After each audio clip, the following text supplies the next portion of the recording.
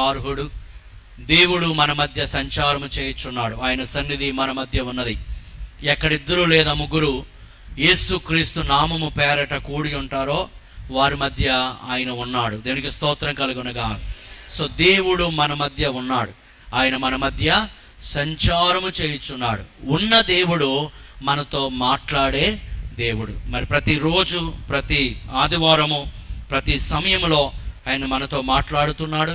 మరి ఆయన మాటలే మనకు మరి ఆధారం కదా. మనుష్యుడు రొట్టె వల్ల మాత్రం కాదు, కానీ దేవుని నోట నుండి వచ్చు ప్రతి మాట వలన మరి జీవిస్తాడన్నట్లు ఆయన మాటల ద్వారా మనలను ఆయన బలపరుస్తూ ఉన్నాడు. మరి దేవుని సన్నిధికి వచ్చిన మనము దేవుని మాటలు చాలా మరి శ్రద్ధగా, ఆసక్తిగా మనం ఆయన మాటలు వినాలి. అంటే దేవుడిని యెహోవా మాట ఎలా వినాలి? శ్రద్ధగా వినాలి. ఎలా వినాలండి? శ్రద్ధగా వినాలి. మన మనసులను అటు ఇటు పోనివ్వకూడదు. We must be very attentive and we must be very sensitive to the voice of the lord.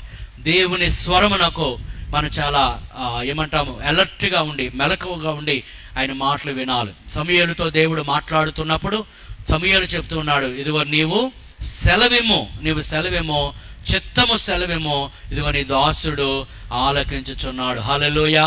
దేవుని మందిరానికి వచ్చినప్పుడు కూడా ఆ ఆలోచనతో మనం రావాలి. దేవా, మీరు నాతో మాట్లాడండి, మీరు నాతో మాట్లాడండి, నీ మాటల ద్వారా నన్ను బలపరచండి, నన్ను పురుకొల్పండి, నేను నడువవలసిన మార్గమును మీరు నాకు బోధించండి, నీవు నడువవలసిన మార్గమును మీరు నాకు ఉపదేశించండి అని ఆసక్తితో దేవుని మాటలు మనం విందాం. గత కొన్ని వారములుగా మరి స్టెఫను గురించి మనం నేర్చుకుంటా ఉన్నాం.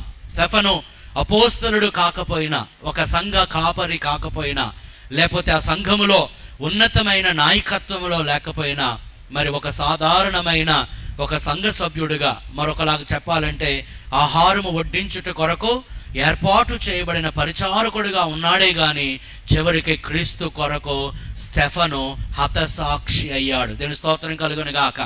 చాలాసార్లు అంటాము, ఇది అపోస్తలుడు కాబట్టి, లేకపోతే గొప్ప నాయకులు కాబట్టి, వారు సేవకులు కాబట్టి వారు ప్రభువు కొరకు మరి హతసాక్షులు అవుతారు. మేమెందుకు అని కొన్నిసార్లు అంటాం.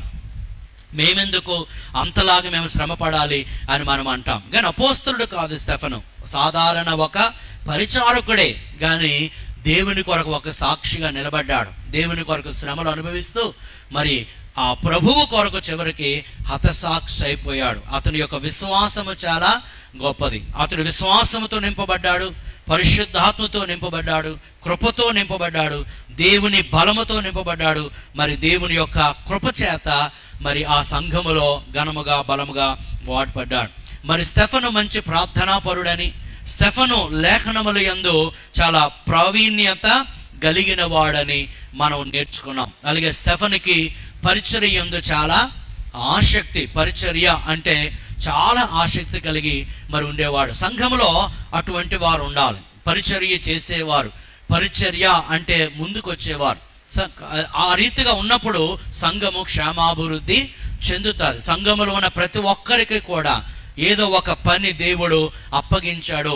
మనము ఖాళీగా ఉండుటకు మన సంఘములో దేవుడు చేర్చబడలేదు. ప్రతి శరీరములో, ప్రతి అవయమునకు ఏదో ఒక పని తప్పనిసరిగా ఉన్నది. చేతులకు, కాళ్ళకు, నోటికి, చెవులకు, ముక్కుకి కదా, చివరికి మన ఈ తల వెంట్రుకలకు, మన పాదాలకు, for everything there is a work. ప్రతి దానికి కూడా ఏదో ఒక పని ఉన్నది, ఏదో ఒక పరిచర్య ఉన్నది. అలాగే సంఘము క్షేమాభివృద్ధి చెందాలి అని అంటే సంఘములో ఏదో ఒక పరిచర్యలో మనము పాలు పంపులు పొందాలి. We should never be just a spectator, but we must B A participant in the machine of the church. కేవలము మనం ప్రేక్షకుల వలె కాకుండా పాలి భాగస్తులుగా ఉండాలి. పరిచర్యలు ఏదో ఒకటి, దేవుడు మనకిచ్చిన తలాంతు, దేవుడు మనకిచ్చిన వరం ఆయన మహిమ కొరకు వాడాలి. అతడు పరిచర్య ఆసక్తి కలిగిన వాడు. అంత మాత్రమే కాదు, స్టెఫను అతడు మంచి సాక్ష్యాన్ని సంపాదించాడు. మంచి సాక్ష్యం, సంఘములో అతనికి మంచి సాక్ష్యం ఉన్నది. అందుకే అతడు మంచి పేరు పొందినవాడు. అలాగే ఆ మాటను అనుసరించి సంఘములో మంచి పేరు పొందినవారు తిమోతి గురించి మనం నేర్చుకున్నాము. దొర్కా గురించి మనము నేర్చుకున్నాము. అలాగే అకుల్లా ప్రిస్కిల్లాల గురించి కూడా మనం నేర్చుకున్నాం. అకుల్లా ప్రిస్కిల్లాల గురించిన మంచి సాక్ష్యం ఏంటంటే, ఒక సేవకుడు అయిన దైవజనుడైన పౌలు గారు చెప్తున్నారు, ఇదిగో ఇతడు మా కొరకు, వీరిరువురు ఎవరు, అకుల్లా ప్రిస్కిల్లాలు నా కొరకు ప్రాణం ఇవ్వడానికి కూడా సిద్ధముగా ఉన్నారు. దేవుని స్తోత్రం కలుగును గాక. ఎవరి కొరకు? దేవుని కొరకు కాదు. ఎవరి కొరకు? తన యొక్క యజమాని కొరకు, తన బోధకుల కొరకు, తన నాయకుల కొరకు, సేవకుల కొరకు, ఆత్మీయంగా నడిపించిన వారి కొరకు కూడా మేము ప్రాణం ఇవ్వడం సిద్ధంగా ఉన్నారంటే చూడండి, దేవునితో వారుకున్న సంబంధం, అలాగే సేవకులతో వారుకున్న సంబంధం. సో దేవుని సంఘముతో సేవకులతో మనం అంటున్నట్టు ముట్టి ముట్టనట్టు ఉండకూడదు. So we must B part and partial of the church. సంఘములో మనం విలీనం అయిపోవాలి కదా, సంఘములో విలీనమైపోవాలి. చాలా మంది సంఘానికి సంవత్సరాల తరబడి వచ్చినా కూడా వారి వర్డింగ్స్ చూస్తే కొన్నిసార్లు విచిత్రం అనిపిస్తారు. వారు అంటారు, మీ సంఘము ప్రార్థన చేయండి. ఎన్ని సంవత్సరాలు చదువుతున్నారు? ఎన్ని సంవత్సరాల నుంచి? 10 సంవత్సరాలు 20 సంవత్సరాల నుంచి వస్తారు, కానీ మీ సంఘం అంటారు. బాబు చెప్పండి, మీ సంఘం కాదు ఇది, చెప్పండి మన సంఘం. చెప్పండి, ఇదేంటి? మన సంఘం. సో అలాగా మనం అందులో విలీనమైపోవాలి. సంఘం అంటే దేవుని కుటుంబం. ఆ కుటుంబంలో మనము పాలు భాగస్తున్నాం. చూడండి, నువ్వు ఆ కుటుంబంలో సభ్యుడివి. కుటుంబం అంతా హాల్లో కూర్చున్నప్పుడు, ఇదిగో మీ కుటుంబం అంతా నా కోసం బాధ చేయండి అంటావా? అనం కదా. సో మన కుటుంబం, లెట్ us pray. మనందరం కలిసి ఏం చేద్దాం? ప్రార్థన చేద్దాం. ప్రియులారా, ఆ బంధము అనేది దేవుడు సంఘములో ఏర్పరిచాడు. అంతగా సంఘముతో మనం కలిసిపోవాలి. అందుకంటాడు, సంతోషించే వారితో సంతోషించండి, ఏడ్చువారితో ఏడవండి. సంతోషించు వారితో సంతోషించండి. మీ జీవితంలో ఏదైనా ఒక అద్భుతమైన కార్యము జరిగితే మీరు సంతోషిస్తే, సంతోషాన్ని సంఘములో ఏం చేయాలి? షేర్ చేసుకోవాలి. ఏదో దుఃఖకరమైన పరిస్థితి మీరు వెళ్తా ఉంటే, ఆ దుఃఖకరమైన పరిస్థితి కూడా మీరు సంఘముతో షేర్ చేసుకోవాలి. దేవుని స్తోత్రం కలుగును గాక. హల్లెలూయా. ఎందుకు అనంటే, సంతోషం పంచుకుంటే ఎక్కువ అవుతుంది, దుఃఖాన్ని పంచుకుంటే అది తరిగిపోతుంది. హల్లెలూయా. సంతోషాన్ని ఏం చేయాలి? పంచుకుంటే ఏమవుతుంది? ఎక్కువ అవుతుంది. అందుకే చూడండి, మన ఆ కుటుంబాలు ఏవైనా చిన్న చిన్న ఆ కార్యాలు జరిగినప్పుడు అందరిని పిలుస్తాం. అందరిని పిలిచి మన సంతోషంగా వి విల్ సెలబ్రేట్. ఎందుకంటే అందరితో కలిసినప్పుడు ఆ సంతోషం మనకి అధికం అవుతుంది. అలాగే మనకు బాధలో ఉన్నప్పుడు, మన కష్టంలో ఉన్నప్పుడు, శోధలో ఉన్నప్పుడు, కన్నీటిలో ఉన్నప్పుడు, we have to share with the church. సంఘముతో దాన్ని మనం పంచుకున్నప్పుడు సంఘం అంతా కలిసి ఏం చేస్తారు? ప్రార్థన చేస్తారు. కొంతమంది విచిత్రంగా ఉంటారు. అందరూ ఏడ్చే విషయాలు మాత్రం చెప్తారు, సంతోషించే విషయాలు మాత్రం చెప్పరు అనమాట కదా. సో ఎలా ఉంటుందంటే, ఇక మా జీవితంలో సమస్య ఉంది, అందరూ ఏం చెయ్యండి? ప్రార్థన చేయండి, ఆ సమస్య తీరిపోతుంది. అది మాత్రం చెప్పరు. ఇంకా వీళ్ళు ఏం చేస్తారు? మా అమాయకులు ఏం చేస్తుంటారు? ప్రార్థన, ప్రభు అలాగే అయిపోయింది నాయన, అలాగే అయిపోయింది ప్రభు అని అంట. అది అయిపోయి 4 రోజులు అయిపోద్ది ఆ కార్యం జరిగి. So we have to share the both కదా. సో ఎందుకు సంఘం ఎందుకు ఉందంటే, మీతో పాటు కలిసి సంతోషించడానికి. దేవుని స్తోత్రం కలుగును గాక. హల్లెలూయా. ఆ రీతిగా స్టెఫను సంఘముతో కలిసిపోయి, సంఘములో ఉంటూ, సంఘ పరిచర్యలో ఉంటూ, సంఘ క్షేమాభివృద్ధి కొరకు పాటుపడినట్లు చూస్తున్నాం. స్టెఫను ఈనాటి ఆధునిక సంఘానికి మాదిరి అయి ఉన్నాడు. Stephen is the model for this modern church.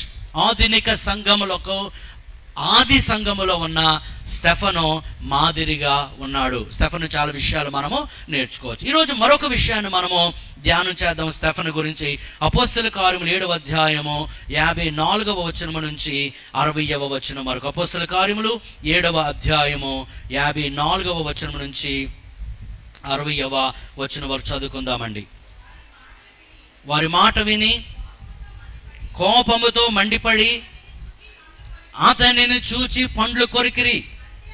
అయితే అతడు పరిశుద్ధాత్మతో నిండుకొనిన వాడై ఆకాశము వైపు తేరు చూచి దేవుని మహిమను, యేసు దేవుని కుడిపార్శ్వమున నిలిచి ఉండుటను చూచి, ఆకాశము తెరవబడుటయు మనుష్య కుమారుడు దేవుని కుడిపార్శ్వమందు నిలిచి ఉండుటయు చూచుచున్నానని చెప్పెను.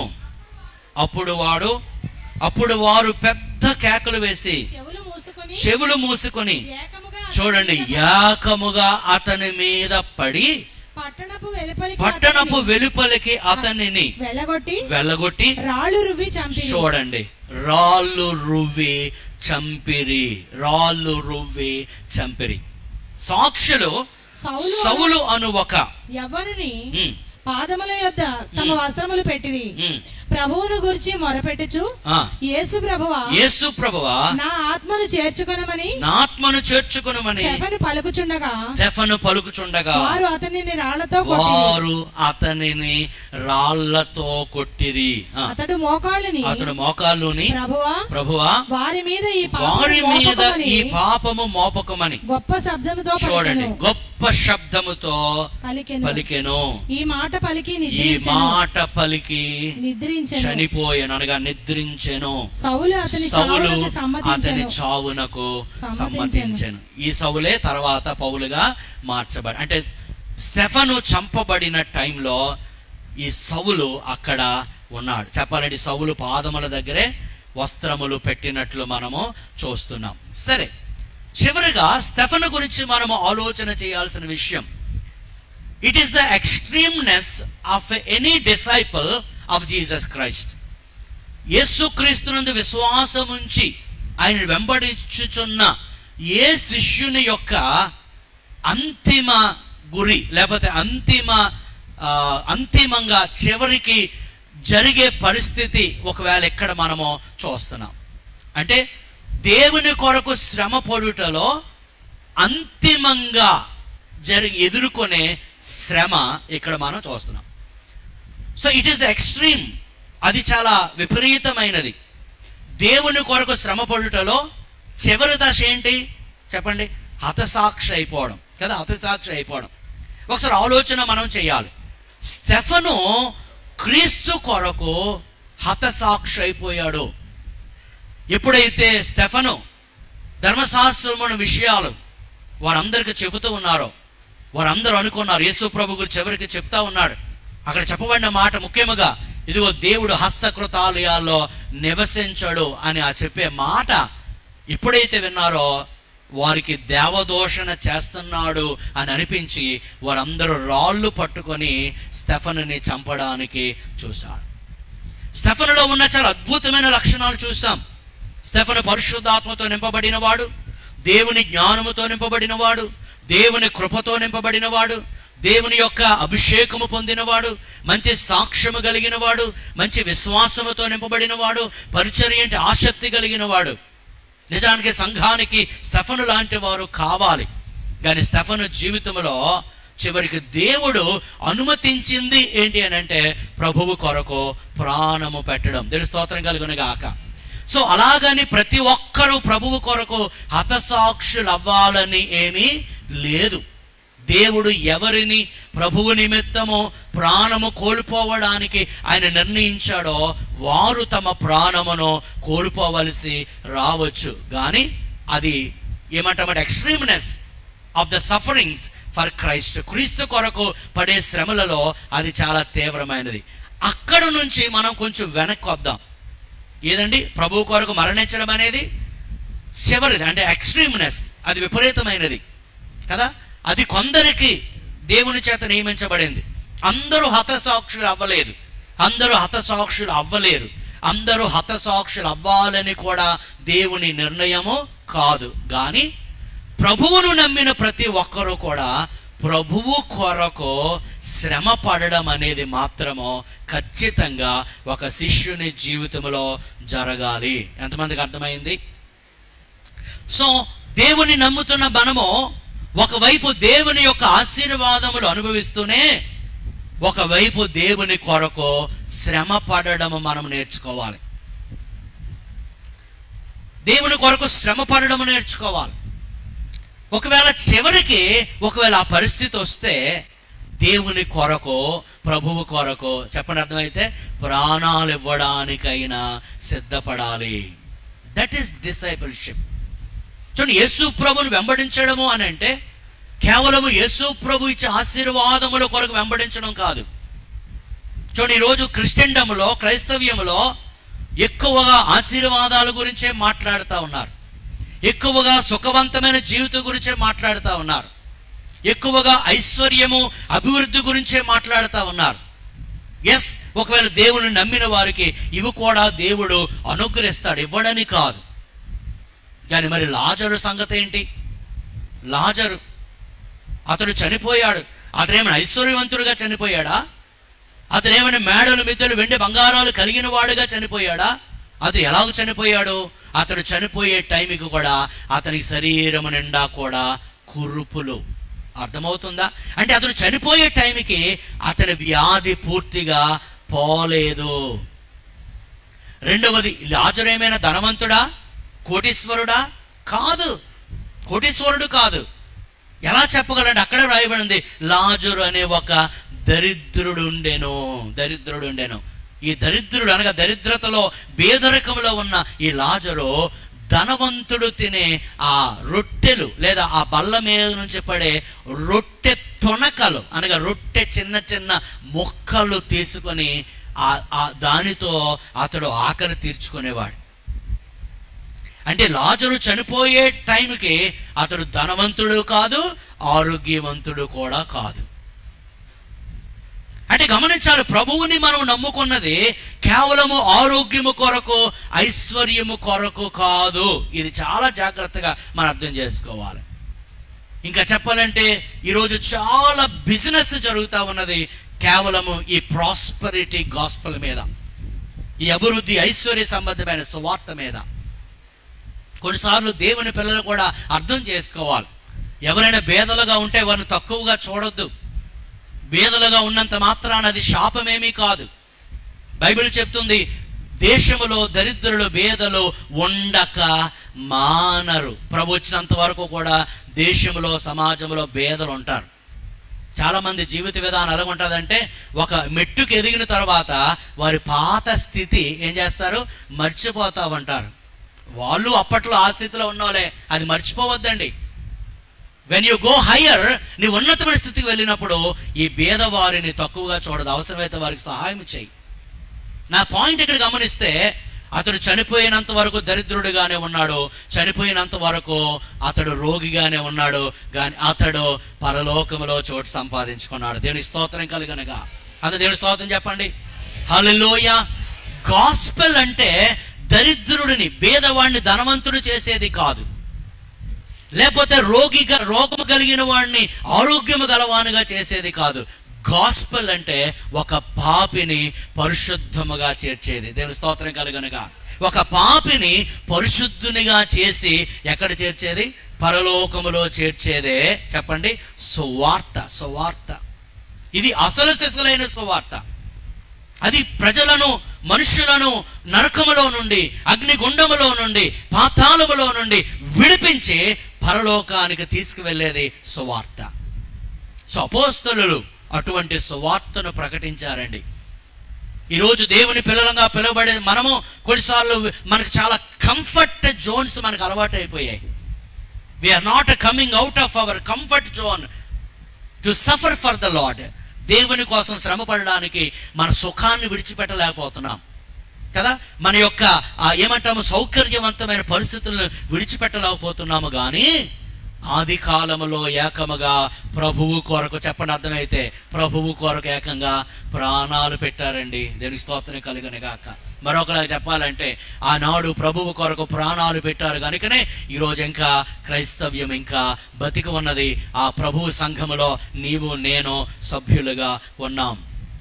That is the result of the sacrifices of many leaders and apostles. అనేక అపోస్తలులు అలాగే నాయకుల యొక్క త్యాగ ఫలితమే ఈరోజు సంఘము ఇంకా ఉనికిలో ఉన్నది. దేవుని స్తోత్రం కలుగునుగాక. సో స్టెఫను గురించి మనం ఆలోచన చేస్తే, స్టెఫను యొక్క జీవిత విధానము ప్రియులారా, ప్రభువు కొరకు చెప్పండి ప్రాణం పెట్టడానికి కూడా స్టెఫను సిద్ధపడ్డాడు. యేసు ప్రభు వారు చెప్పారండి, మత్తయి సువార్త 16వ అధ్యాయము 24, 25, 26 వచనాలు. మత్తయి సువార్త 16వ అధ్యాయము 24, 25, 26 వచనాలు.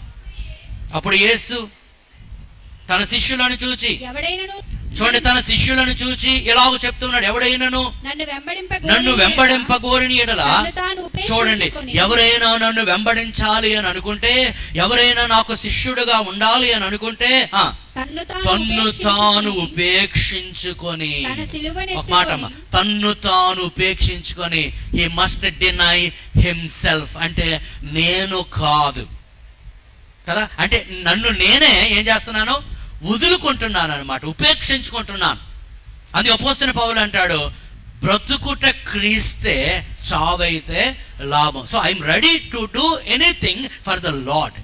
దేవుని కొరకు ఏం చేయడానికైనా సిద్ధంగా ఉన్నా, దేవుని కొరకు ఏమి కోల్పోవడానికైనా సిద్ధంగా ఉన్నాను.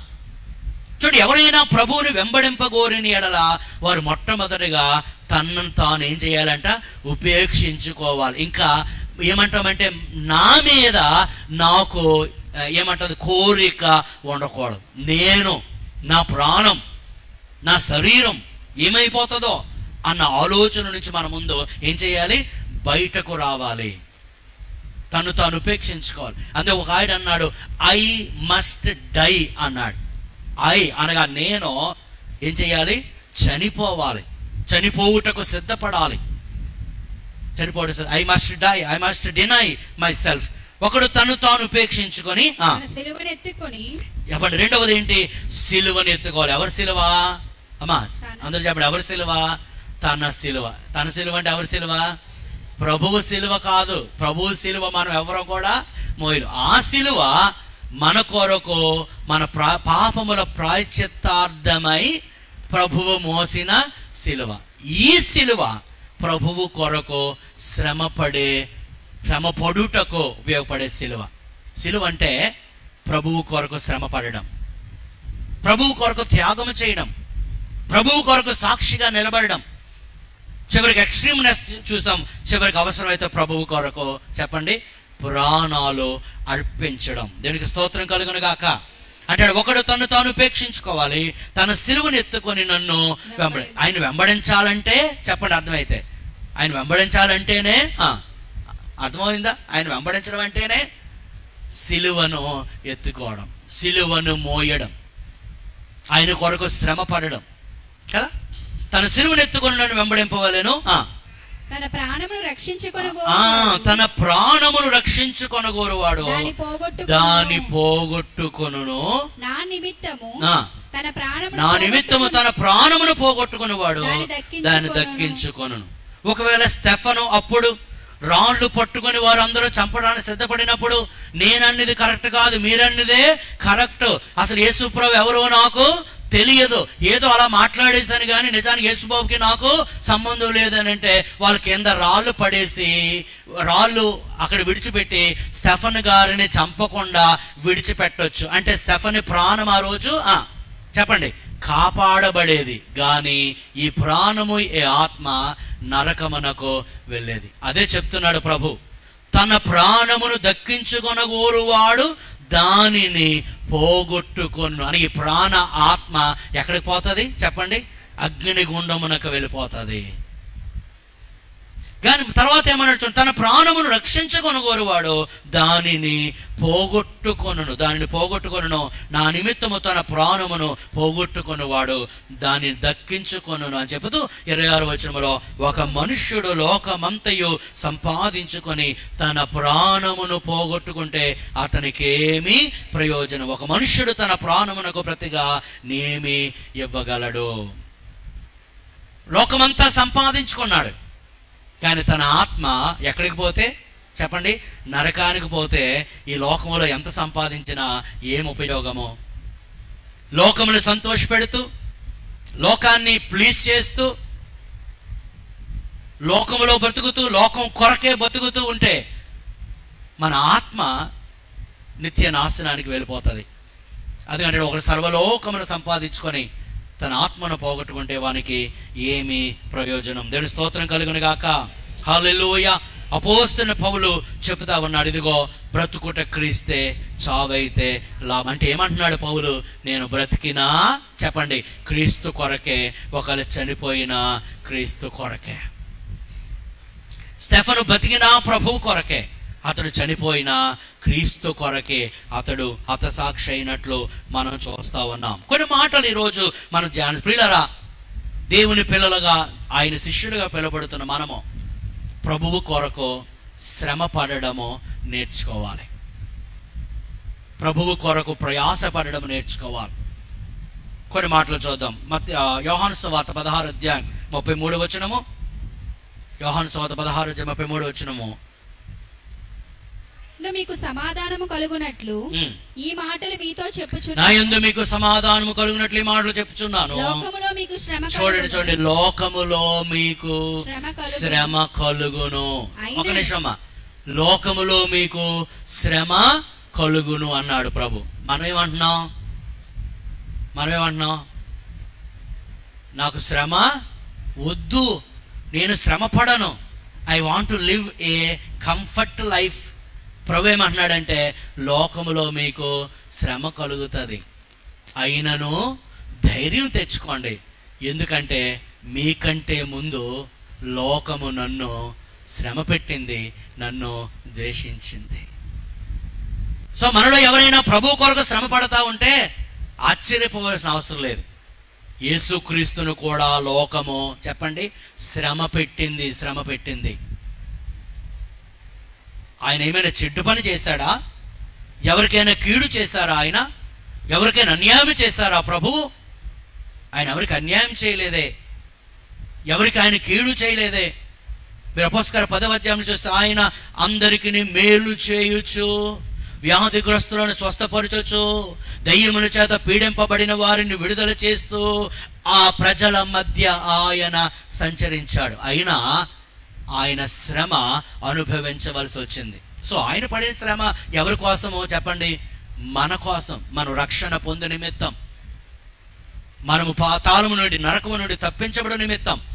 ఆయన శరీరము నిండా శ్రమే, ఆయన శరీరము నిండా గాయాలే, తల మొదలుకొని అరికాలు వరకు రక్తసిక్తమైన దేహమే. ఆయన చేతుల్లో కాళ్ళల్లో బలమైన మేకులు, ప్రక్కలో బల్లెం కదా, తలను ముండ్ల కిరీటం. ఆ వీధులలో ఆయన ఈడ్చుకుని వెళ్తా ఉంటే ఆ రహదారులన్నీ రక్తమయం. ఇది ఎవరి కోసమో చెప్పండి? ఎవరి కోసం? మన కోసమే. ప్రభు అంటున్నాడు ఇప్పుడు, అంచేత మీరు నన్ను నమ్ముకున్నందుకో, నన్ను నమ్మినందుకో, నన్ను వెంబడించినందుకో మీకు కూడా ఏం కలుగుతుంది? శ్రమ కలుగుతుంది. అయినను మీరు ధైర్యం తెచ్చుకుని, ఎందుకంటే మీకంటే ముందు లోకము నన్ను శ్రమ పెట్టింది. మత్తయి సువార్త 5వ అధ్యాయం 11-12 వచనాలు. మత్తయి సువార్త 5వ అధ్యాయం 11-12 వచనాలు. నా నిమిత్తము చదవండి అయ్యా. నా నిమిత్తము జనులు మిమ్మును నిందించి హింసించి మీ మీద అబద్ధముగా చెడ్డ మాటలెల్ల పలుకునప్పుడు మీరు ధన్యులు, సంతోషించి ఆనందించండి, పరలోకమందు మీ ఫలము అధికమగును. ఇలాగున వారు మీకు పూర్వమందుండిన ప్రవక్తలను కూడా హింసించారు. సో క్రైస్తవులకు శ్రమలు రావడము, శోధన రావడము, సువార్తకి వెళ్తే ప్యాండిల్ జల్లిస్తారండి, సువార్తకి వెళ్తే చట్ చింపేశారండి, సువార్తకి వెళ్తే తలబద్దలు కొట్టేశారండి, సువార్తకి వెళ్తే కాలు మీద కొట్టేశారండి, సువార్తకి వెళ్తే ఉమ్మూసారండి, సువార్తకి వెళ్తే ఏవో ఇవన్నీ చెప్పండి. ఇప్పుడే కాదు, అప్పుడు కూడా ఇంకా చెప్పాలంటే అప్పుడు ఇంకా ఎక్కువ. అందుచేత క్రైస్తవులకు శ్రమ ఏమి చెప్పండి అర్థమైతే, శ్రమ ఏమి కొత్త కాదు. అంటే ఎక్కడైనా జరిగింది ఆశ్చర్యపడే అవసరం లేదు. ఇంకా చెప్పాలంటే ఇప్పటికంటే అప్పుడు ఇంకా భయంకరంగా జరిగాయి. చంపేలేదా? యాకోబుని చంపేలేదా? పేతురుని చంపడానికే కదా తీసుకొచ్చారు. చివరికి చెప్తాను, అపోస్తలుడు ఎలాగో ప్రభు కొరకు హతసాక్షులు అయ్యారో మీ ముందు ఉంచాలని నేను ఆశపడుతున్నాను. పిల్లారా, ప్రభు అన్నారు, నా నిమిత్తము జనులు మిమ్మల్ని నిందించి హింసించి మీ మీద అబద్ధముగా చెడ్డ మాటలు. ఎవరి నిమిత్తము? నిన్ను ఎవరు ఏమీ అనలేదంటే నువ్వు ప్రభువు కొరకు అసలు ఏమీ చెయ్యలేదని, ప్రభువు నిమిత్తం అసలు నువ్వు నిల్చోలేదని అర్థం. ఎంతమందికి అర్థమైంది ఈ పాయింట్? నిజముగా నువ్వు ప్రభువు కొరకు నిలబడితే తప్పనిసరిగా నువ్వు నిందలు ఎదుర్కొంటావు. నువ్వే నింద అవమానాలు ఎదుర్కోలేదంటే అసలు ప్రభు కొరకు సువార్త కూడా ఏమీ నువ్వు సువార్త చెప్పకపోతే ఏ బాధ లేదు. కానీ సువార్త చెప్పాలి. అది దేవుని పిల్లల బాధ్యత. అనగా సర్వలోకానికి వెళ్ళి సర్వ సృష్టికి సువార్తను పెట్టి ఆయన నిమిత్తం నీ జీవితంలో ప్రభువు నిమిత్తం ఏదైనా నిందింపబడ్డావా? ప్రభువు నిమిత్తం ఏదైనా హింసించబడ్డావా? ప్రభువు నిమిత్తం ఏదైనా దూషింపబడ్డావా? ఒకవేళ అలాగైతే గనక ప్రభు అన్నాడు, ప్రభు డైరెక్ట్గా చెప్పిన మాట, మీరు ధన్యులు. దేవుని స్తోత్రం కలుగును గాక. హల్లెలూయా. పరలోకమందు మీ ఫలము అధికమగును. దేవునికి స్తోత్రం, దేవునికి స్తోత్రం. రింగ్ రోడ్ చర్చిలో వరలక్ష్మి అనే ఒక ఆవిడ ఉంది, ఇప్పుడు కూడా ఉందలేండి. ఆవిడ సాక్ష్యం చెప్పడం నవ్వుతూ వచ్చేది అనమాట. అలా చెప్పేదంటే, సువార్తకి వెళ్ళాను, వాళ్ళు నన్ను తిట్టారు, నాకు చాలా సంతోషంగా ఉంది, అందరూ చెప్పండి దేవునికి. అది సాక్ష్యం. అర్థమైందా? ఏడ్చుకుని కూర్చోలేదు. నేను సువార్తకి వెళ్ళాను, వాళ్ళు తిట్టారు కొట్టారని కాదు. నేను సువార్త చెప్తుంటే పలానా ఆవిడ నన్ను ఇలా దూషించింది, బైబిల్లో ఉంది కదా, పరలోకమందు మీ ఫలము అధికమగును. మీరెవరు చెప్పండి, మీరెవరు? ఏం అక్కడే ఉందండి బాబా, మీరెవరు? ధన్యులు. దేవుడు ఆ ధన్యత నాకు ఇచ్చాడు. మన ఎవరు ఏమీ అనట్లేదంటే అసలు మనం ఏమీ ప్రభు కొరకు చేయటం లేదు కదా. కాచే చెట్టుకే, అంతేనా? కరెక్ట్ చెప్పానా? కాచే చెట్టుకే రాళ్ళ దెబ్బలు. ఏ దెబ్బ లేదంటే అర్థం ఏంటి? ఏ దెబ్బ లేదంటే కాయట్లేదు. సింపుల్. నువ్వు ప్రభు కొరకు ఫలిస్తూ ఉంటే తప్పనిసరిగా మనకి దెబ్బలు తగులుతాయి, నిందలు వస్తాయి. మా సేవా పరిచర్యలో ఎన్నో నిందలు, కొన్ని మీతో షేర్ చేసుకోగలను, కొన్ని షేర్ చేసుకోలేను. ఎన్నో నిందలు, ఎన్నో అవమానములు కదా, ఎన్నో పరిస్థితులు, ఎన్నో రకరకాల విపరీత పరిస్థితులు, నిందలు, అవమానములు. ఈరోజు ఈ పరిచర్య జరుగుతుంది అని అంటే ఇది సడన్గా వచ్చిన పరిచర్య కాదు, సడన్గా వచ్చిన పరిచర్య కాదు. నాన్నగారు ఈ పరిచర్య అప్పగించినప్పుడు సుమారు ఒక 20-25 మంది ఉండేవారు అంతే. మరి ఇంతమంది దేవుని పిల్లలు సమకూర్చబడ్డం అంటే ఇది అప్పుడుకప్పుడు జరిగినది కాదు. దాని వెనుక ఎంతో శ్రమ ఉన్నది, ఎన్నో అవమానాలు ఉన్నాయి, ఎన్నో నిందలు ఉన్నాయి, ఎన్నో విపరీత పరిస్థితులు ఉన్నాయి, నిద్రలేని రాత్రులు ఉన్నాయి, ఎన్నో శ్రమ శోధనలు ఎదుర్కొని ఈరోజు ఈ పరిచర్య జరుగుతూ ఉన్నది. గమనించాలి ప్రియులారా, దేవుని కొరకు దేవుని పిల్లలు మనము ఏదో ఒక రీతిగా శ్రమ పడడమో నేర్చుకోవాలి. అంటాడు, మీరు ధన్యులు, పరలోకమందు మీ ఫలం అధికమగును, మీరు సంతోషించి ఆనందించండి. దేవుని స్తోత్రం కలుగును గాక. హల్లెలూయా. అక్కడ గతంలో మనం చదువుకున్నాం కదా, స్టెఫను ముఖము, స్టెఫను ముఖము దేవదూతల వలె ప్రకాశించింది. దేవుని స్తోత్రం కలుగును గాక. ఎందుకనంటే ఆల్రెడీ స్టెఫన్ డిసైడ్ అయిపోయాడు. దేనికోసం? దేవుని కొరకు చనిపోవడానికి, దేవుని కొరకు మరణించడానికి. ప్రభు కొరకు నిందలు అవమానాలు నువ్వు కలిగి ఉండొచ్చు. ఇంకా చెప్పాలంటే వాటిని మనము కలిగి ఉండాలి, ప్రభు కొరకు సాక్షులుగా ఉండాలి. అది క్రైస్తవ జీవితంలో మనము అనుసరించాల్సిన పద్ధతి. మరికొద్ది విషయాలు మనం ఆలోచన చేద్దాము. అపోస్తలుల కార్యం 14:22 అపోస్తలుల కార్యములు 14:22 శిష్యుల మనసులను దృఢపరచి విశ్వాసమందు నిలకడగా ఉండవలననియు అనేక ఆశీర్వాదములు అనుభవించి మనము దేవుని రాజ్యములో ప్రవేశింపవలనని వారిని హెచ్చరించిరి. అలాగే ఉందండి, చక్కగా చదివేస్తున్నారు అందరు. అక్కడ ఏమనుంది? విశ్వాసమందు నిలకడగా ఉండవలననియు అనేక శ్రమలు. అండర్లైన్ చేయండి, ఆశీర్వాదాలు లేదు, అనేక శ్రమలు. కానీ మనం ఇప్పుడు దేని మీద కాన్సన్ట్రేషన్? ఆశీర్వాదం. ఇంకా ఎత్తుకెళ్ళిపోవాలి, ఇంకా ఎత్తుకెళ్ళి, ఇది చాలదు, ఇంకా అది చాలదు, ఇంకా అలాగ ఎత్తుకెళ్ళిపోతే ఏమో తర్వాత చెప్పండి. అందుకని మనిషికి ఏముండదు? సంతృప్తి ఉండదు. ఇంకా ఇంకా ఇంకా ఇంకా అంత హెచ్చింపండి ప్రభువా, హెచ్చించిన ఆయన, ఇంకెంత హెచ్చించాలి? నీకు దేవుడు హెచ్చించింది ఏమైనా ప్రభు కొరకు శ్రమపడేది ఏమైనా ఉపయోగిస్తున్నావా? దేవుడు కూడా అంటాడు అలాగా. కేవలమా we should not concentrate only on the blessings. గమనించిన పిల్లారా, మరొకలాగా చెప్పాలంటే శ్రమలోనే ఉంది ఆశీర్వాదం. దేవుని స్తోత్రం కలుగునుగా. శ్రమలోనే ఉన్నది ఆశీర్వాదం. అన్నాడు అనేక శ్రమలు అనుభవించి మనము దేవుని రాజ్యములో ప్రియులారా గమనించండి, దేవుని రాజ్యములోనికి ప్రవేశించడానికి ముందు we need to have a list of the sufferings that we went through. ఎంతమందికి అర్థమైంది? దేవుని రాజ్యంలో ప్రవేశించడానికి ముందు 2 లిస్టులు పెట్టుకోవాలి. ఒకటి ఏ లిస్టు? ఆశీర్వాదముల లిస్టు. రెండవది, ఈ లిస్ట్ ఎక్కువ ఉంటుంది చాలా మందికి. ఏ లిస్టు? హలో, అందరు ఎక్కడ ఉన్నారా? ఏ లిస్టు? ఆశీర్వాదాల లిస్ట్. ఇది ఉంటుందా? శ్రమల లిస్ట్. ఒకసారి ఇప్పుడే ట్రై చేయండి. బైబిల్ స్టడీలో ఎలాగ చెప్తాను, వారు అలాగే ట్రై చేస్తున్నారు. Very good. ఒకసారి ఆలోచన చేయండి. ప్రభువు మనకిచ్చిన ఆశీర్వాదములు ఒక్కొక్కటి లెక్క పెట్టుకుంటే చాలా ఉన్నాయి. నీవు ప్రభువు కొరకు పడిన శ్రమలు, నిందలు, అవమానాలు, కష్టం, నిద్రలేని రాత్రులు, నీ సమయము, నీ ధనము, నీ జీవితము, నీ శరీరం ప్రభువు కొరకు వెచ్చించినవి ఏవైనా ఈ లిస్టులో పెట్టుకుంటే, నేను లేదు అని అంటం లేదు, ఎంత ఉంది అని నేను దైవ సేవకునిగా మీ ముందు ఉంచుతున్నాను.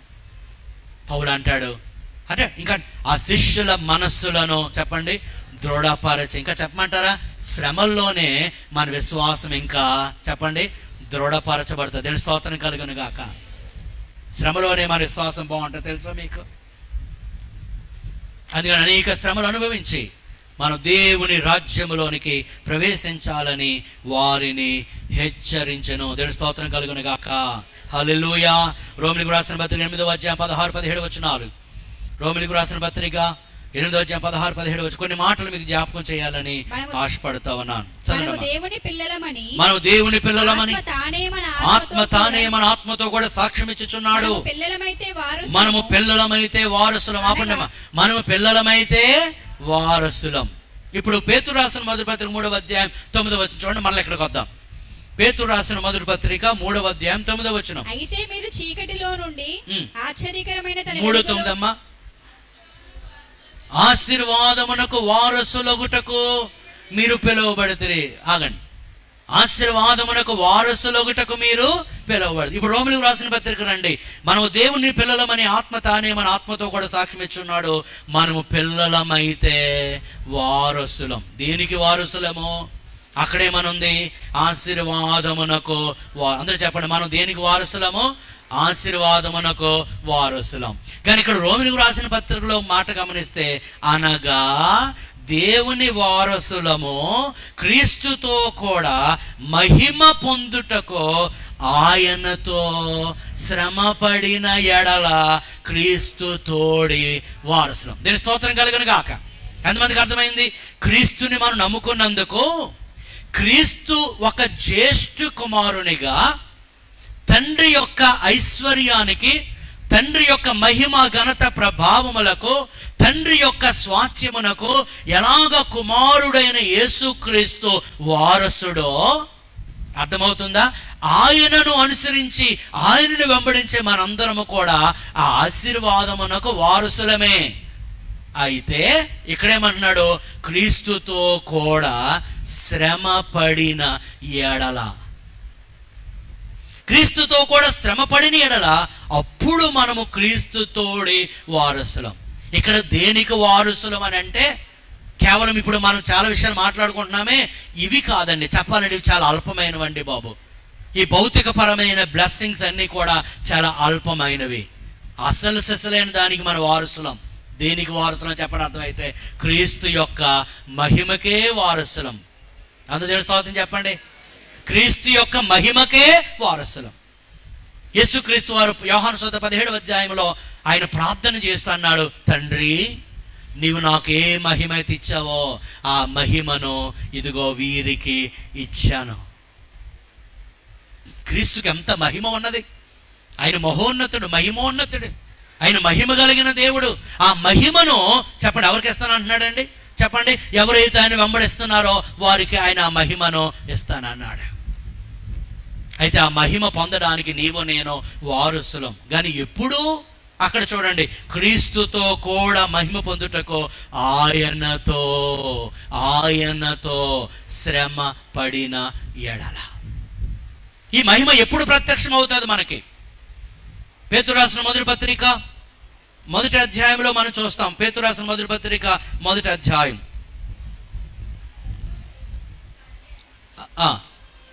3వ వచనం నుంచి అండి చదవండి. మన ప్రభువుకు యేసుక్రీస్తు తండ్రి అయిన దేవుడు స్తుతింపబడును గాక. మృతులలో నుండి యేసుక్రీస్తు తిరిగి లేచుట వలన జీవముతో కూడిన నిరీక్షణ మనకు కలుగునట్లు అనగా చూడండి, అనగా అక్షయమైనది, చూడండి అందరూ చెప్పండి, అక్షయమైనదియు నిర్మలమైనదియు వాడబారనిదినైన స్వాస్యము మనకు కలుగునట్లు ఆయన తన విశేష కనికరము చొప్పున మనలను మరలా జన్మింపజేసెను. చాలండి, మనలను మరలా జన్మింపజేసెను.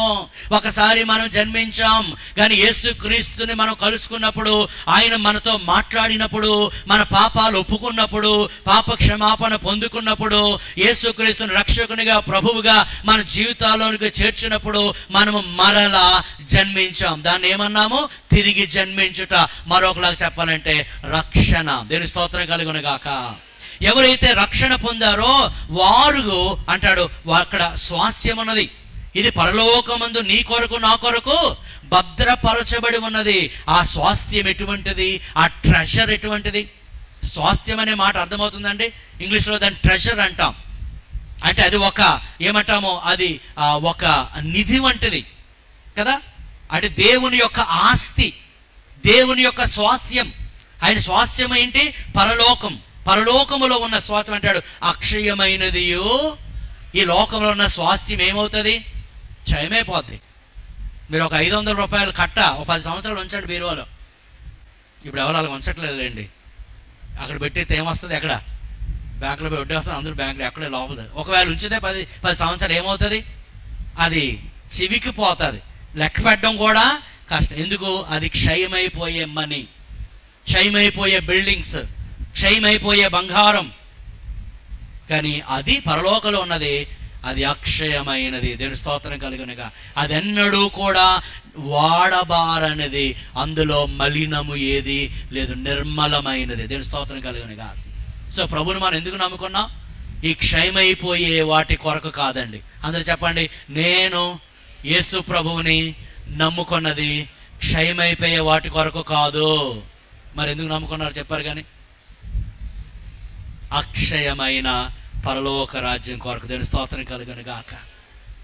ఎవరైనా క్రైస్తవులు నువ్వు ఎక్కడికి వెళ్తున్నావంటే చెప్పాలి. చెప్పండి, ఎక్కడికి వెళ్తున్నావంటే చెప్పాలి. మనం ఎక్కడికి వెళ్తున్నా? నేను పరలోకానికి వెళ్తున్నానని చెప్పాలి. దేవుని స్తోత్రం కలుగునుగా. వద్దండి ఆ మాట ఎప్పుడే వద్దని అంటారు. వద్దా? కొంతమందికి మరణం గురించి మాట్లాడితే చెప్పకండి.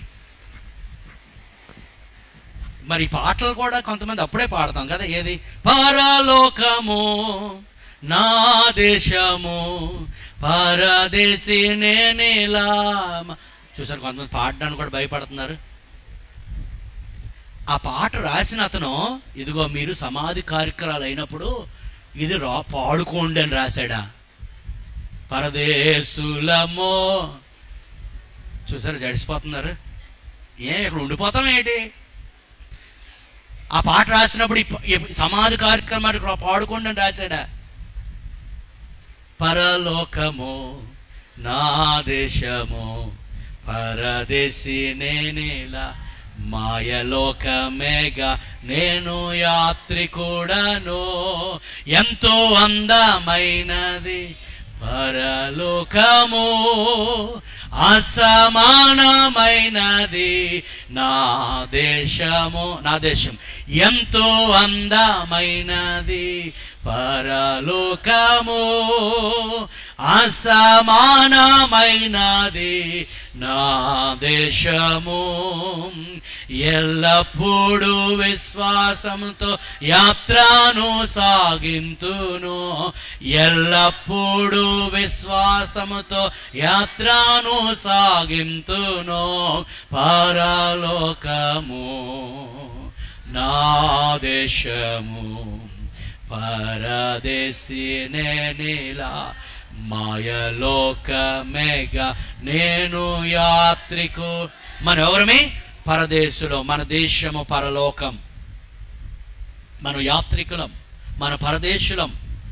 ఎంతో అందమైన, అక్షయమైన, నిర్మలమైన వాడబారనిదిగా ఉన్న స్వాస్థ్యము పరలోకములో దేవుడు మన కొరకు చెప్పండి భద్రపరిచి ఉంచారు. చదవండమ్మా.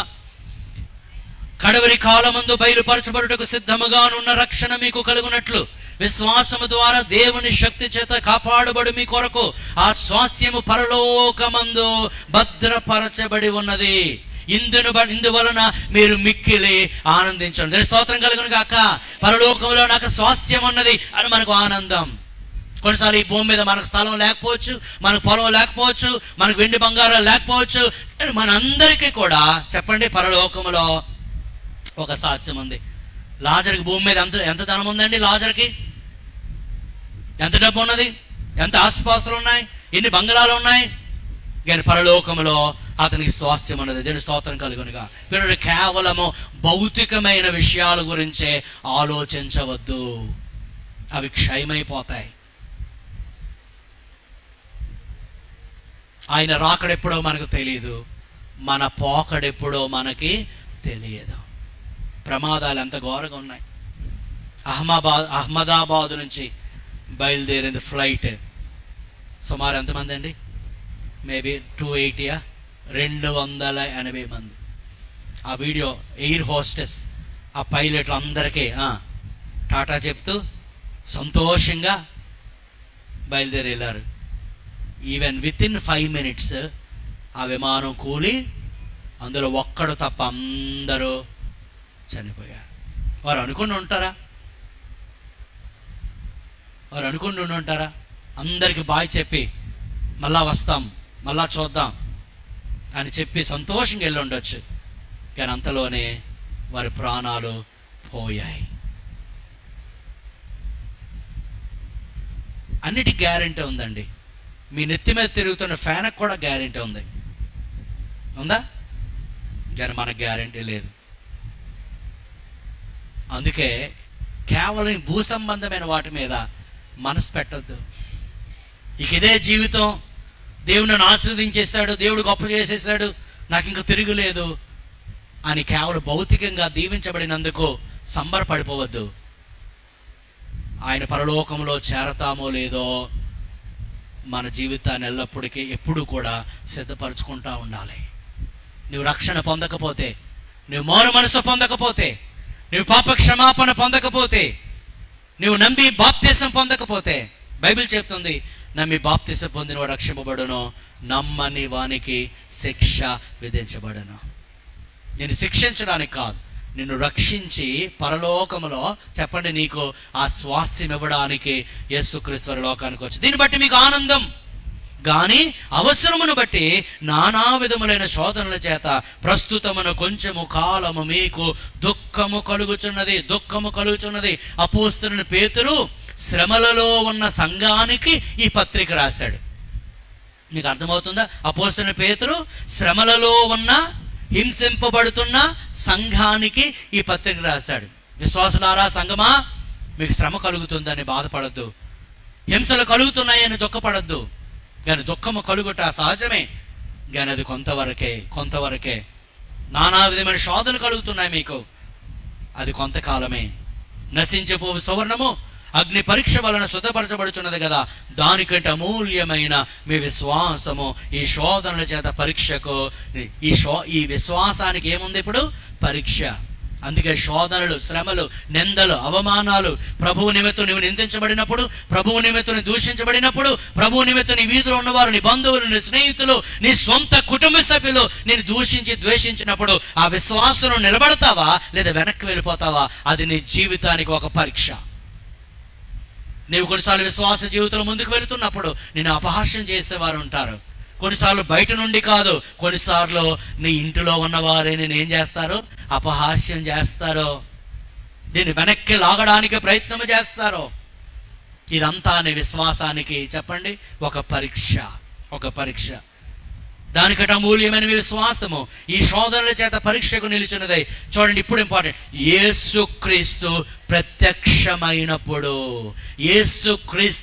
ప్రత్యక్షమైనప్పుడు మీకు మెప్పును, మహిమయు, ఘనత కలుగుటకు కారణమగును. ఏవి కారణమగును? అర్థమైతే చెప్పండి. ఈ శ్రమలే మీకు మెప్పు మహిమ ఘనత కలగడానికి కారణం. నేను శ్రమ పడను కానీ ఏం రావాలి, నాకు మెప్పు రావాలి, మహిమ రావాలి, ఘనత రావాలంటే కుదరదు. అందుకే ప్రభువు ముందుగానే తన శిష్యులకు చెప్పాడు, ఎవడైనా నన్ను వెంబడింపకోరని ఎడల సిలువ ఎత్తుకొని నన్ను వెంబడించాలి. If you don't want to suffer for Christ, leave Christ. If you don't want to live for Christ, leave Christ. ఎంతమందికి అర్థమైంది? నువ్వు ప్రభువు కొరకు శ్రమ పడడమో, ఆయన సిలువ ఎత్తుకోవడానికి ఇష్టపడకపోతే ఆయన వెంబడించడమే మానే. ఎందుకంటే ఆయన వెంబడించువాడు శ్రమ పడుతూ సిలువ ఎత్తుకొని వెంబడించాలి.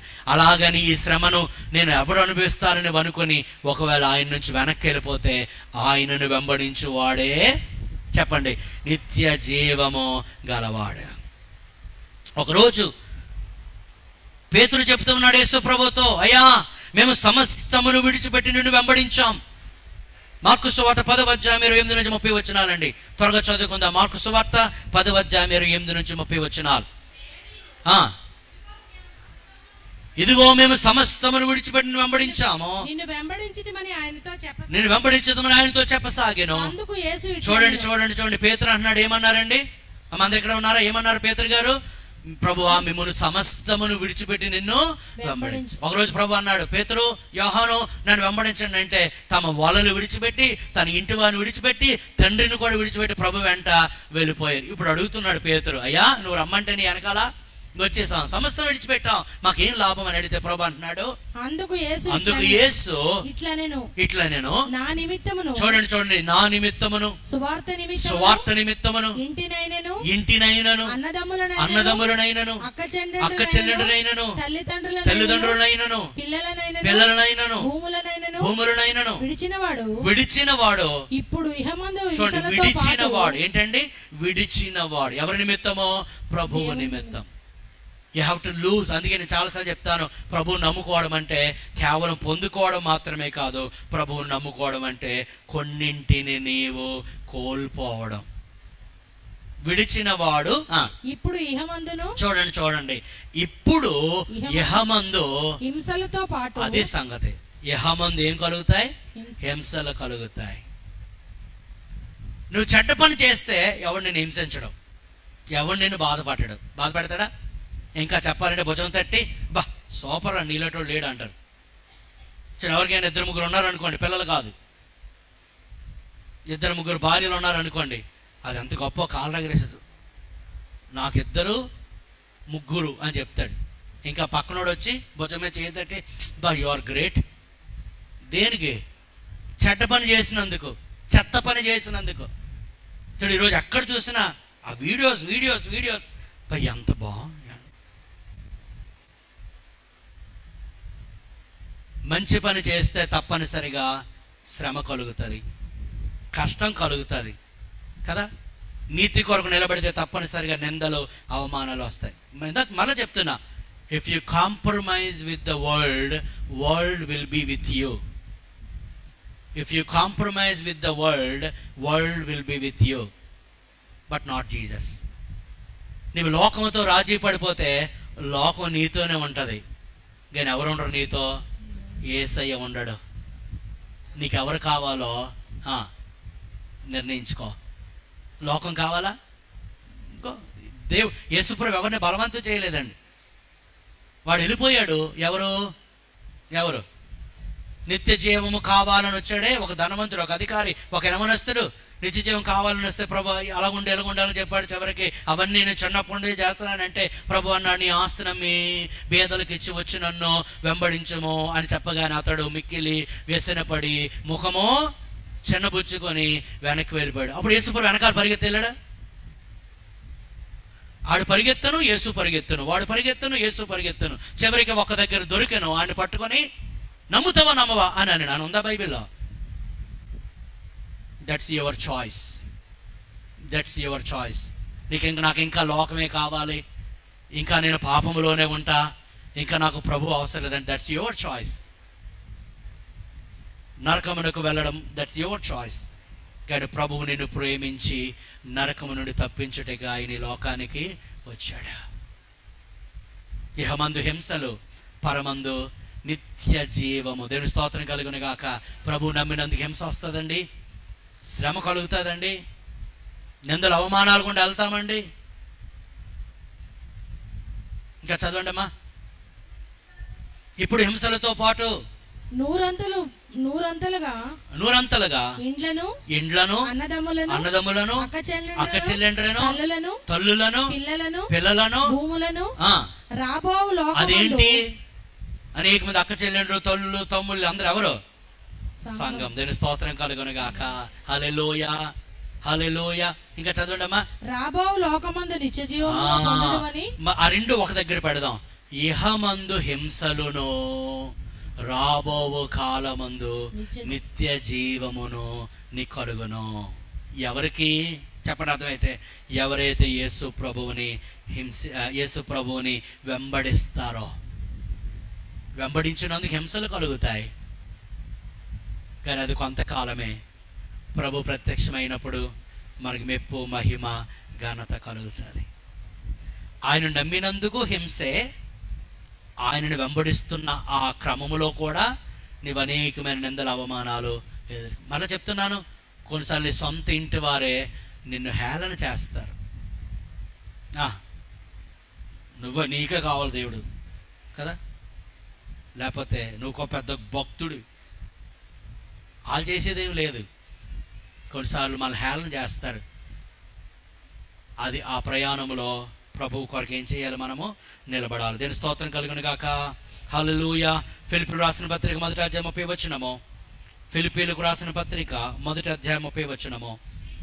క్రీస్తునందు చూడండి క్రీస్తునందు విశ్వాసం ఉంచుట మాత్రమే గాక ఆయన పక్షమున శ్రమపడుటయు ఆయన పక్షమున నీకు అనుగ్రహింపబడి ఉన్నది. హల్లెలూయా. ఆయనందు విశ్వాసం ఉంచుట మాత్రమే కాక ఆయన పక్షముగా నీవు శ్రమ పడాలి. దీని స్తోత్రం కలుగును గాక. ఏంటంటే ఆయన పక్షముగా ఏం చేయాలి? శ్రమ పడాలి. ఒక రాజకీయ నాయకుని కొరకు కాదు. చూడండి, ఎలక్షన్ టైంలో ఎంత గోల కదా, ఫలానా నాయకునికి శ్రమ ప్రయాస. ఫాస్ట్ గారండి ఎలక్షన్ కాదండి, గొప్ప బిజీగా ఉన్నాను. ఎందుకంటే ఏ మీటింగ్కి వెళ్ళినా 500 ఒక బిర్యానీ ప్యాకెట్. ఫాస్ట్ ఒకసారి బిజీ అయిపోతుంది. ఈ మీటింగ్లకి మీకే కాదు మీటింగ్లు, నాకు కూడా మీటింగ్లు ఉన్నాయి అంటున్నాడు. ఉదయం ఒక మీటింగు, మధ్యాహ్నం ఒక మీటింగు, రాత్రి ఒక మీటింగు. దేనికి? జెండా. మళ్ళీ రొమ్ము విరుచుకొని మళ్ళీ వాళ్ళకి వీళ్ళకి సంబంధం ఉండదు. వాళ్ళ ఇంటికి వీళ్ళు ఎప్పుడు వెళ్ళలేదు, వాళ్ళు ఇప్పుడు వీళ్ళు చూడలేదు, వాళ్ళ ఇంటికి ఇప్పుడు భోజనం చేసింది లేదు, వీడి పేరు కూడా తెలియదు. ఈడ ఎగరేసుకొని నేను ఫలానా పార్టీ. ఇవన్నీ వ్యర్థం. ప్రభు కొరకు ఏమైనా శ్రమ పడితే చెప్పు. ప్రభు కొరకు ఏమైనా శ్రమ పడితే చెప్పు. అది దేవునికి యోగ్యమైనది. దేవునికి యోగ్యమైన.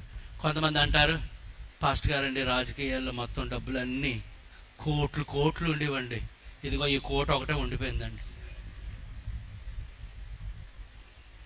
దేవుడిచ్చిన డబ్బు అలా తగలేస్తారా అంటారు కొంతమంది. రాజకీయాల్లోకి వెళ్ళి కోట్లన్నీ పోయాయండి, కోట ఒకటే ఉండు. పోలు ఆ కోటైనా ఉందరా బాబు నీకు అంటాను. ఆరి కొరకో వీరి కొరకో వాళ్ళ కొరకో దీని కొరకో దాని కొరకో నేను శ్రమ పడ్డానని కాదు. చెప్పండి అందరూ చెప్పాలి గట్టిగా. ఎవరి కొరకో? క్రీస్తు కొరకు ఏమైనా శ్రమ పడ్డావా? ఈరోజు ప్రభువు సూటిగా మనతో మాట్లాడుతూ ఉన్నాడు. ఇంకా చెప్పండి, అది గొప్ప ధన్యత. ప్రభు కొరకు శ్రమ పడితే అది మనం చెప్పాలంటే అతిశయముగా మనం భావించవచ్చు. నేను అంటాను, Stephen he feels very proud to be a martyr for his master. ప్రభువు కొరకు, తన యజమానుని కొరకు, తన నాయకుని కొరకు స్టెఫను ఏమయ్యాడండి? హతసాక్షి అయ్యాడు. ఆయనందు విశ్వాసం ఉంచడం మాత్రమే కాక ఆయన పక్షముగా శ్రమ పడుటయు మనకు అనుగ్రహించబడింది. మరికొన్ని మాటలు మనం చూద్దామండి త్వరగా. పేతురు రాసిన 1వ పత్రిక 4వ అధ్యాయం 12 నుంచి 16 వచనాలు.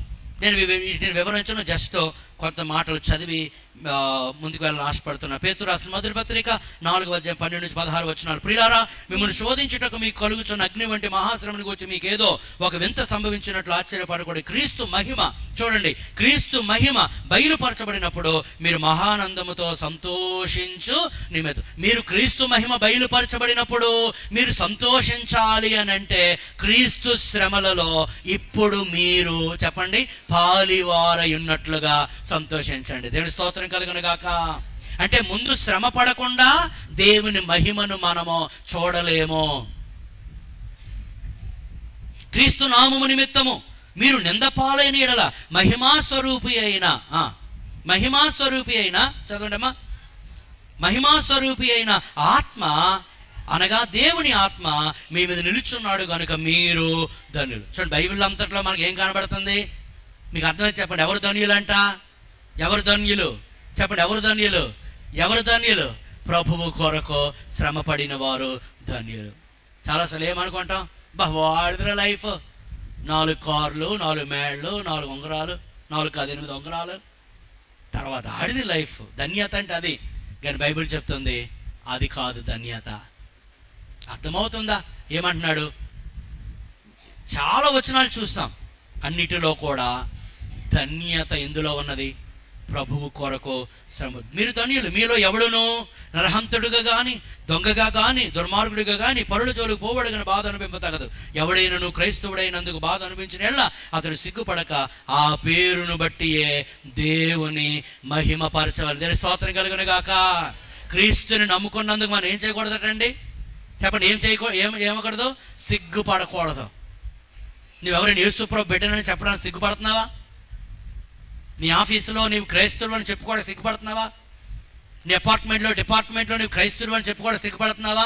ఒకసారి ఊహించు, నీవు దేవుని బిడ్డవని చెప్పడానికి యేసు ప్రభువు సిగ్గుపడితే నీ పరిస్థితి ఏంటి? మనం ఏం గొప్పలమా? మన పాపులము, దౌర్భాగ్యులము, దోషులము, శత్రువులము, బలహీనులము, భక్తిహీనులము, ఎందుకు పనికిరాని వారము. అటువంటి వారమైన మనల్ని దేవుడు తన పిల్లలను చెప్పుకోవడానికి ఆయన సిగ్గుపడడం లేదు. దేవుని స్తోత్రం కలుగును గాక. మరి ఆయన అంత పరిశుద్ధుడు, అంత గొప్ప దేవుడు, మహిమ కలిగిన దేవుడు, ఒకే ఒక్క దేవుడు, అద్వితీయ దేవుడు, మహిమ కలిగిన దేవుడు, శక్తి కలిగిన దేవుడు, పరిశుద్ధుడైన దేవుడు, నీతిమంతుడైన దేవుడు, మంచి దేవుడు, గొప్ప దేవుడు, ఆయన నా దేవుడు అని చెప్పుకోవడానికి ఎందుకంటే సిగ్గుపడతాం? మనం సిగ్గుపడతామా? పౌలు అంటాడు, నేను సిగ్గుపడేవాడను కాను, సువార్త గురించి నేను సిగ్గుపడు, ఆయన కొరకు ప్రాణం ఇవ్వడానికి కూడా సిద్ధంగా ఉన్నానంటాడు అపోస్తలుడైన పౌలు. ప్రభువుకు సిగ్గుపడుతున్నారా? యేసు నా దేవుడని చెప్పుకోవడానికి సిగ్గుపడుతున్నారా? అంటున్నాడు, వారు సిగ్గుపడకూడదు కానీ ఆ పేరును బట్టి దేవుణ్ణి ఏం చేయాలి? మహిమపరచాలి. హల్లెలూయా.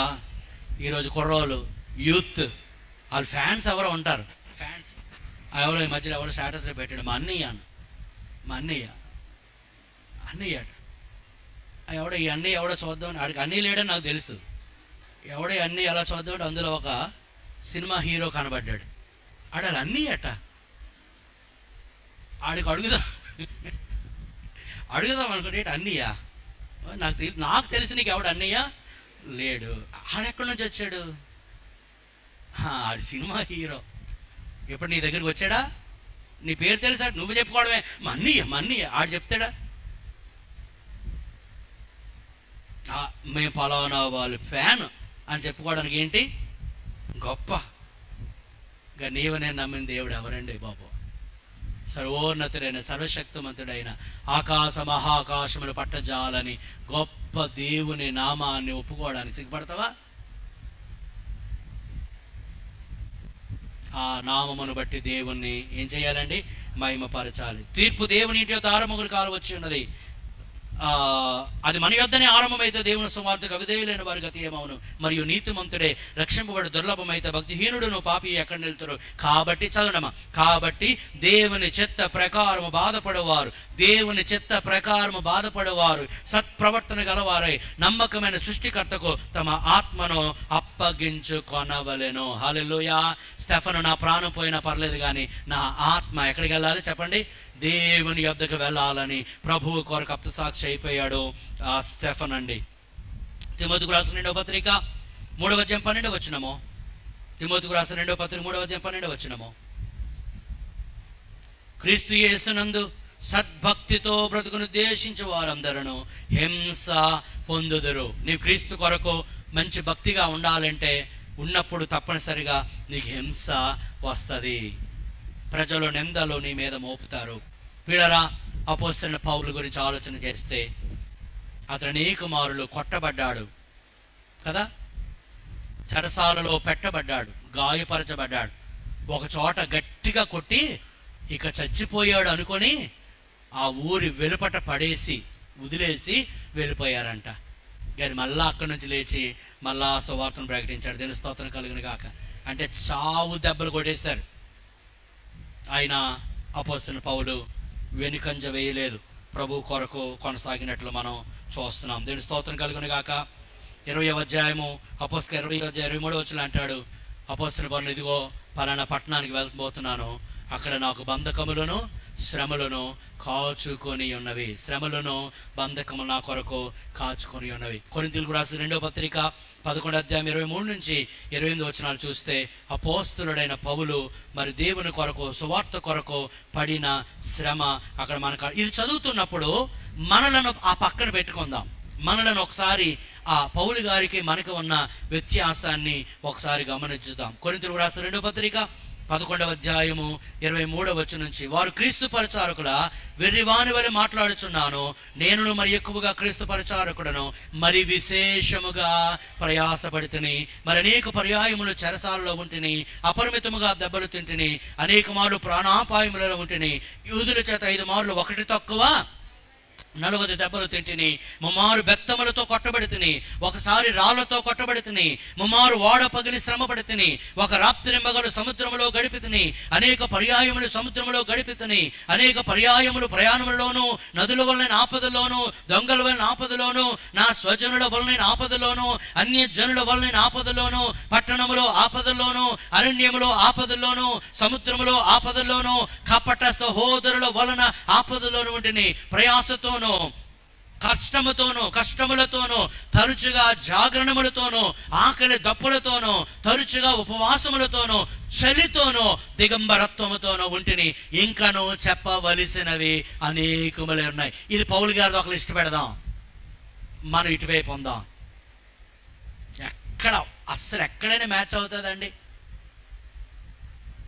ప్రియులారా గమనించండి, ప్రభువు ఆశీర్వాదాలు అనుభవిస్తున్న మనము ప్రభువు కొరకు శ్రమ పడడము కూడా మనం అందుకని శ్రమను మీరు ఆయుధముగా ధరించుకోండి.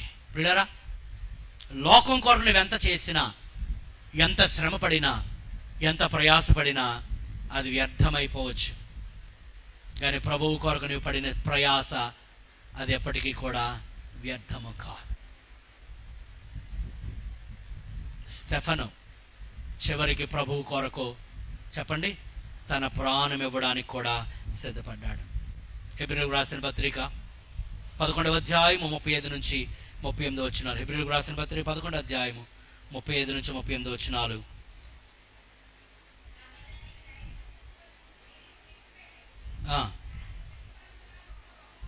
అమ్మ 11వ అధ్యాయం 33 చదవమ్మ. వారు విశ్వాసము ద్వారా రాజ్యములను జయించిరి, నీతి కార్యములను జరిగించిరి, వాగ్దానములను పొందిరి, సింహముల నోళ్లను మూసిరి, అగ్ని బలమును చలార్చిరి, ఖడ్గదారను తప్పించుకొనిరి, బలహీనులుగా ఉండి బలపరచబడిరి, యుద్ధములో పరాక్రమశాలులైరి, అన్యుల సేనలను పారద్రోలిరి, స్త్రీలు మృతులైన తమ వారిని పునరుత్థానం వల్ల మరల పొందగోరిరి.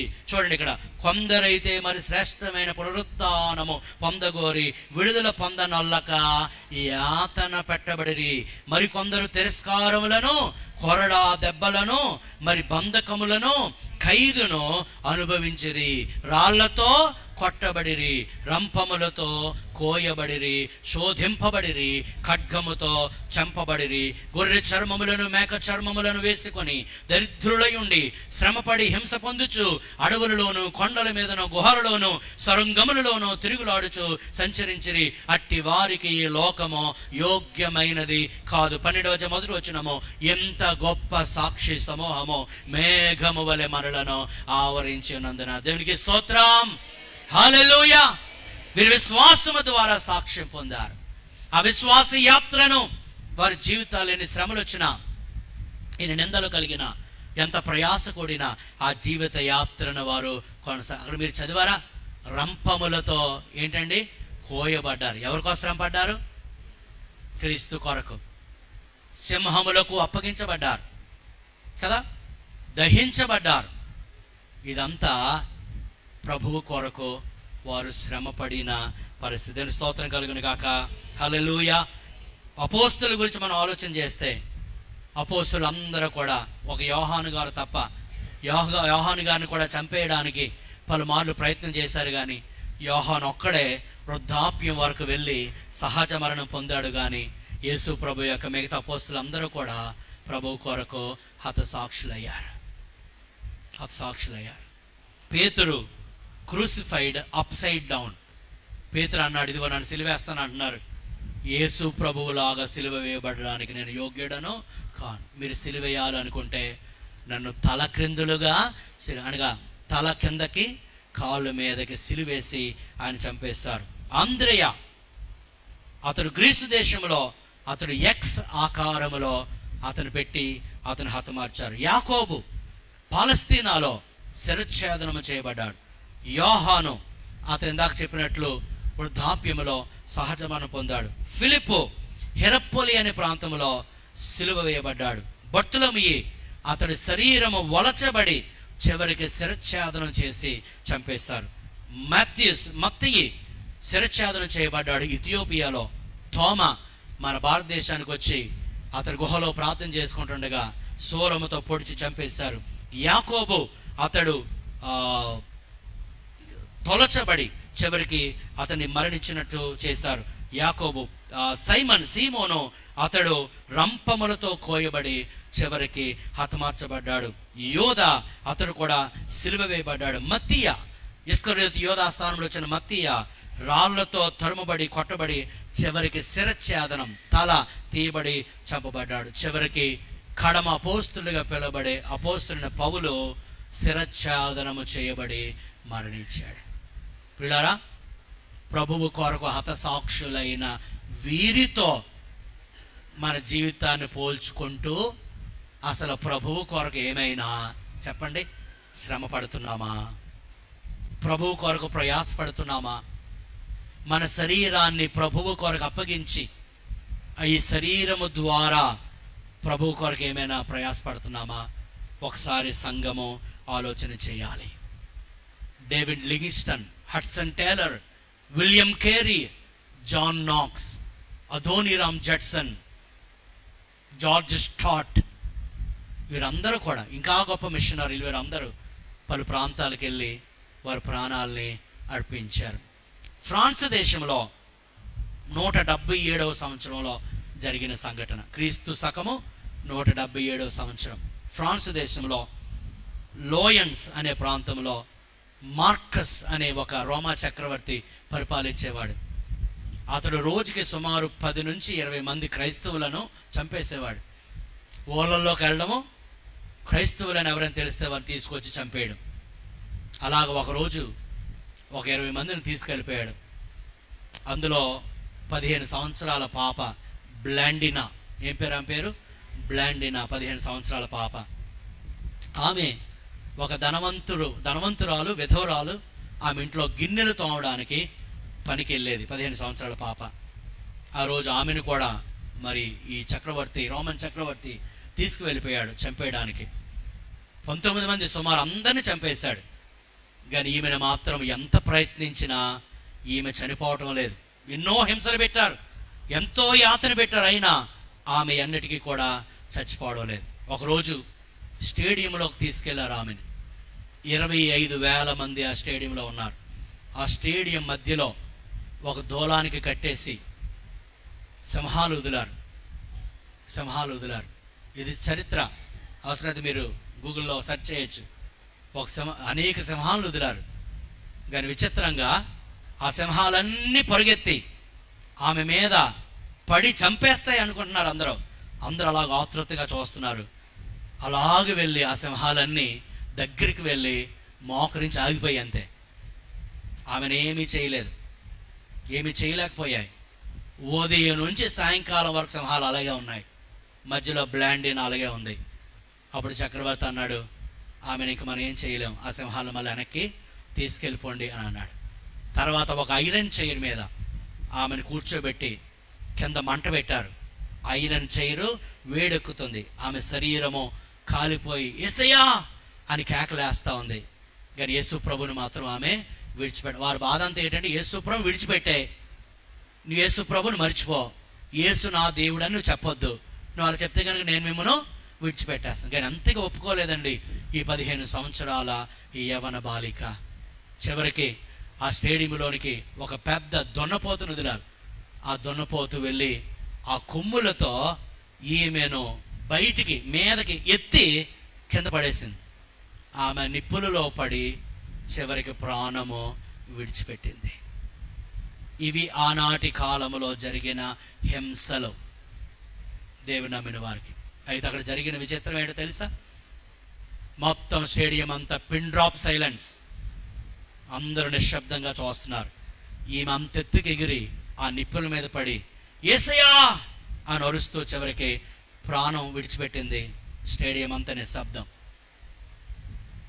కొద్దిసేపటికి ఆ 25,000 మంది ఆ స్టేడియంలో లేచి నిల్చుని యేసయ్యే నిజమైన దేవుడు, ఆయన తప్ప వేరొక దేవుడు లేడు అని గట్టిగా కేకలేసి దేవుని మహిమపరిచారంట. అందరూ చప్పట్లు కూడా దేవుని మహిమపరిచారు. హల్లెలూయా. ఆమె ప్రభువు కొరకు నిలబడింది. హతసాక్షిగా అయ్యి కూడా 25,000 మందిని రక్షణలోకి నడిపించింది. 15 సంవత్సరాలు, తెలిసి తెలియని వయస్సు. ఆమెకు తెలిసిందల్లా ఒకటే, యేసు నిజమైన దేవుడు, ఆయన నా కొరకు ప్రాణం పెట్టాడు. ప్రియులారా, ఆలోచన చేయండి. ప్రభు కొరకు ఏమైనా శ్రమ పడుతున్నామా? కొన్నిసార్లు ప్రతి ఆదివారం దేవుని మందిరానికి రావడమే చాలా కష్టమైపోతుంది మనకి. దేవుని సన్నిధిలో కొన్ని గంటలు కూర్చోవడమే కష్టమైపోతుంది. దేవుని కొరకు ఏదైనా పని చేయడమే కష్టమైపోతుంది. దేవుని కొరకు మన సమయం ఇవ్వడం కష్టమైపోతుంది. మన ధనము వెచ్చించడం కష్టమైపోతుంది. మన శరీరాన్ని శ్రమ పెట్టడం కష్టమైపోతుంది. వేరాజ్ అనేక మంది దేవుని పిల్లలు ప్రభువు కొరకు ఏమయ్యారండి చెప్పండి? చివరికి హతసాక్షి అయిపోయారు, ప్రాణం పెట్టారు. ప్రభు కొరకు ఏమైనా చేస్తున్నావా? ప్రభు కొరకు ఏమైనా చేసావా? ఈ లోకము మనకు శాశ్వతం కాదు. నువ్వేమైనా శ్రమ పడితే పరలోకము కొరకు నువ్వేం చేయాలి? శ్రమ పడాలి. దేవుని స్తోత్రం కలుగును గాక. హల్లెలూయా. బ్లాండినా ఆమె మనకు ఒక మాదిరిగా ఉన్నది. ఎన్ని సంవత్సరాలు ఆ పిల్లకి? 15 సంవత్సరాల అమ్మాయి. ఈరోజు ఆమె ఒక వెలుగు వెలిగిందండి. వెలుగు వెలిగింది. నువ్వు ప్రభు కొరకు ఏమైనా చేస్తున్నావా? కొంతమంది ఎలాగుంటారంటే, వారు చెయ్యరు, చేసేవారిని చెయ్యనివ్వరు. శ్రమ పడరు, శ్రమ పడేవారిని శ్రమ పడనివ్వరు. నువ్వెలా ఉన్నావు? మరలా చెప్తూనే ముగిస్తున్నాను. ఒకవైపు ఆశీర్వాదాలన్నీ రాసుకోండి, మరొక వైపు నీవు ప్రభు కొరకు శ్రమ పడినది లిస్ట్ రాసుకో. నేను అంటాను, ఒకే ఒక జీవితం. ఈ జీవితము ప్రభు కొరకే బతకాలి. హల్లెలూయా. ఒకే ఒక్క జీవితం అండి. ఈ ప్రాణం పోతే ప్రభు కొరకు ఇంకా మనం చేయడానికి ఏమీ ఉండదు. ప్రభు కొరకు చేయడానికి ఏమీ ఉండదు. ఈరోజు ఇంకా ఆయన ఊపిరిచ్చాడు, ప్రాణం తుంచాడు. ఆయన కొరకు మనం ఏదో ఒక కార్యము చేయాలి. దేవుని స్తోత్రం కలుగును గాక. బ్రతుకుట క్రీస్తే, చావైతే లాభం. తల ఉంచుదాం, ప్రభు సన్నిధిలో ప్రార్థన చేద్దాం. అందరూ కళ్ళు మూసుకొని దేవుని సన్నిధిలో, ప్రియ దేవుని పిల్లలారా, దేవుని పిల్లలు శిష్యులుగా ఉండడం అంటే ఏంటో ప్రభు మనకు నేర్పిస్తూ ఉన్నాడు. శిష్యులుగా ఉండడం అంటే ఆయన వెంబడిస్తూ ఆశీర్వాదాలు పొందుకోవడం కాదు. శిష్యుడిగా ఉండడం అంటే ఆయన కొరకు శ్రమ పడడం. లెటర్స్ ఆయన కొరకు శ్రమ పడదాం. మరి రెండు చేతులు పైకెత్తి మనందరం అండి, అందరం ఎవరు మౌనంగా ఉండొద్దు. ఒకసారి పరిశీలన చేసుకుందాము. దేవుడు నన్ను గొప్పగా ఆశీర్వదించాడని చెప్పుకునే మనము దేవుని కొరకే శ్రమ పడ్డాను, దేవుని కొరకే ప్రయాసపడ్డాను, సంఘము కొరకే ప్రయాసపడ్డాను, మందిరము కొరకే ప్రయాసపడ్డాను, సేవకుల కొరకు ప్రయాసపడ్డాను, సువార్త కొరకు నేను ప్రయాసపడ్డానని చెప్పడానికి మన దగ్గర ఏదైనా సాక్ష్యం ఉందా? మన శరీరమును ప్రభు కొరకు ఉపయోగిద్దాం, మన సమయాన్ని ప్రభు కొరకు ఉపయోగిద్దాం, మన ధనాన్ని ప్రభు కొరకు ఉపయోగిద్దాం, మన జీవితాన్ని ప్రభు కొరకు ఉపయోగిద్దాం. ఎందుకండి జీవితమా? ప్రభు కొరకు శ్రమపడని జీవితం ఎందుకు? ప్రభు కొరకు ప్రయాసపడని జీవితం ఎందుకు? ప్రభు కొరకు ఉపయోగపడని జీవితం ఎందుకు? ప్రభు కొరకు ప్రయాసం. రెండు చేతులు పైకెత్తి స్టెఫెన్ గుర్తెచ్చుకోండి, అపోస్తలులను గుర్తెచ్చుకోండి. చరిత్రలో జరిగిన ఆ చిన్న పిల్ల 15 సంవత్సరాల యవన బిడ్డ ఓ ప్రభు కొరకు సాక్షిగా ఉంది. మీరు ఏదైతే చేసుకోండి, నేను నా ప్రభువుని విడిచిపెట్టను, ఆయనే నాకు కావాలి, ఆయన నిజమైన దేవుడు. అందరి చేతులు పైకెత్తి అందరూ కళ్ళు మూసుకొని ఒక చిన్న తీర్మానం చేసుకుందాం. ప్రభువా, అంతా నా కొరకే బతుకుతున్నాను, నా కుటుంబం కొరకే బతుకుతున్నాను, నా ఉద్యోగము కొరకే బతుకుతున్నాను. నేను ఇంకెన్ని సంవత్సరాలు నాకుందో నాకు తెలియదు. నా జీవితం, నా ఆయుష్కాలం నీ కొరకు ఏదో ఒకటి చెయ్యాలయ్యా. నీ సంఘము కొరకు ఏదో చెయ్యాలి, ఓ సువార్త కొరకు ఏదో చెయ్యాలి, నీ మందిరము కొరకు ఏదో చెయ్యాలి, నీ పరిచర్య కొరకు ఏదో చెయ్యాలి. నీ కొరకు ఏమీ చేయకపోతే ఎందుకయ్యా ఈ జీవితం అని మన జీవితాన్ని సమర్పించుకుంటూ ప్రార్థన. అందరిని చేతులు పైకెత్తి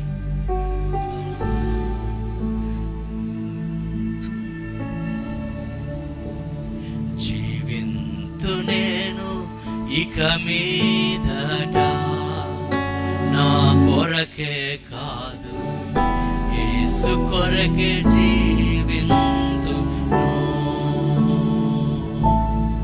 జీవింతు నేను ఇక మీదట నా కొరకే కాదు, యేసు కొరకే జీవింతును. నన్ను ప్రేమించిన ప్రియ యేసు కొరకై నాకై ప్రాణమిచ్చిన ప్రభు యేసు కొరకై. మరొకసారి, నన్ను ప్రేమించిన ప్రియ యేసు కొరకై నాకై ప్రాణమిచ్చిన ప్రభు యేసు కొరకై జీవింతును, జీవింతును, జీవింతును, జీవింతును.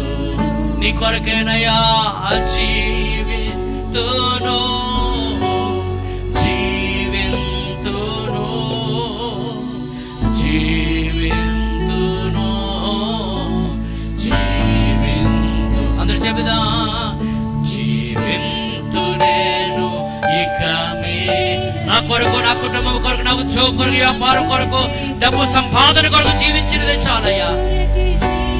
ఇక నీ కొరకు నేను జీవించాలయ్యా. నీ కొరకు జీవించకపోతే నా జీవితం వ్యర్థం. నీ కొరకు శ్రమ పడుట నేర్పించండి, నీ కొరకు త్యాగం చేయడం నేర్పించండి, నీ కొరకు బ్రతకడం నేర్పించండి అయ్యా. ఒక తీర్మానం చేసుకుందామండి. ప్రభువా, నీ కొరకు శ్రమ పడుటకు నేను ఇష్టపడుతున్నానయ్యా, నీ కొరకు ప్రయాసపడుటకు ఇష్టపడుతున్నానయ్యా. నా శరీరమును, నా సమయమును, నా ధనమును, నా బలమును, నా ఆరోగ్యమును, నా యొక్క స్థితిగతులను, నా పొజిషన్ ని ఎవ్రీథింగ్ లార్డ్, అది నీవిచ్చినదే, నీవిచ్చినదే. నీ కొరకు శ్రమ పడుటకు ఇష్టపడుతున్నారయ్యా. అయ్యో, అనేక మంది నీ కొరకు ప్రాణం పెట్టడానికి సిద్ధపడ్డారయ్యా. ఆ యవన బాలిక నీ కొరకు ప్రజలందరి మధ్యలో ప్రాణం పెట్టడానికి ఇష్టపడింది. కొన్నిసార్లు నాయన మా ప్రాణాన్ని ఎక్కువగా ప్రేమిస్తున్నామేమో, నాయన మా యొక్క క్రియని ఎక్కువగా ప్రేమిస్తున్నామేమో, కొన్నిసార్లు మా సంపదను ఎక్కువగా ప్రేమిస్తున్నామేమో, కొన్నిసార్లు మా ఉద్యోగ వ్యాపారములు ఎక్కువగా ప్రేమిస్తున్నామేమో, నీకు కనీసం సమయం ఇవ్వలేని స్థితిలో ఉన్నామేమో. మమ్మల్ని క్షమించండి అయ్యా, క్షమించండి, క్షమించండి అయ్యా. హల్లెలూయా. ప్రార్థన చేద్దామండి. మీరు ఎవరైనా ఒకరు ఆత్మ ప్రేరణ కలిగిన వారి వాక్యం నిమిత్తం ఆ వాక్య ప్రకారం జీవించుటకు తీర్మానించుకుంటూ మీరు ఎవరైనా ఒకరు ప్రార్థనలో నడిపించండి. Hallelujah, hallelujah, hallelujah. Thank you father, we praise Jesus. నీకే మహిమ. Hallelujah, hallelujah, hallelujah, hallelujah. Thank you father, we praise Jesus. మధ్యాహ్న సమయంలో మీ పాల్సని చేరి మీ మందిరంలో నా తండ్రి మా ప్రభా సజీవ లెక్కలో ఉంచి మా ప్రభా పరిశుద్ధులతో పాల్గొని రూపొందించిన ఆయన మీకు పరిశుద్ధమైన వాక్యము, శ్రేష్టమైన వాక్యము మా ప్రభా మాకు అందించినందుకు మీకు వందనాలు, స్తోత్రాలు చెల్లిస్తున్నాను. ఆయన సజీవులు నేను స్థితింపగలను మా ప్రభా. సజీవ లెక్కలో ఉంచితే కాక మా ప్రభా మీరు స్థుతించే భాగ్యము, ధన్యతను భాగ్యం ఆయన మా ప్రభా సమయాన్ని దయచేశారు. మొదటిసారి మీకు వందనాలు, స్తోత్రాలు చెల్లించుకుంటున్నాను. నా తండ్రి నాయన మా ప్రభా ఈ ఆపాదమస్తకం నా తండ్రి మా ప్రభా శేష జీవితం మా ప్రభా మీ పని కొరకు మా ప్రభా నా తండ్రి మీ పరిచర్యలో ఆయన మా ప్రభా పని బట్టిగా సాధనంగా వాడబట్టుకు నా తండ్రి మా ప్రభా మా యొక్క జీవితాలను మా ప్రభా నా తండ్రి మీలో స్థిరపరచండి, బలపరచండి, నడిపించండి, కృప చూపి కనికరించి నా తండ్రిని ఆయన నడిపించమని అడుగుతున్నాం. అవును మా తండ్రి ఈ యొక్క నా తండ్రి మా ప్రభా సృష్టిలో నా తండ్రి మానవ జీవితం అది మా ప్రభా అది ఎంతో శ్రేష్టమైనది మా ప్రభా. మీరు మీ యొక్క రూపంలో మమ్మల్ని నిర్మించి మా ప్రభా ఆయుష్నిచ్చి, ఆరోగ్యాన్నిచ్చి, సమస్తాన్ని ఇచ్చి మా ప్రభా నా తండ్రి నడిపిస్తున్నారు. మీకు వందనాలు. నేను మేము కలిగినది అంత్యం మా ప్రభు మీరు మాకు దయచేస్తున్నదే.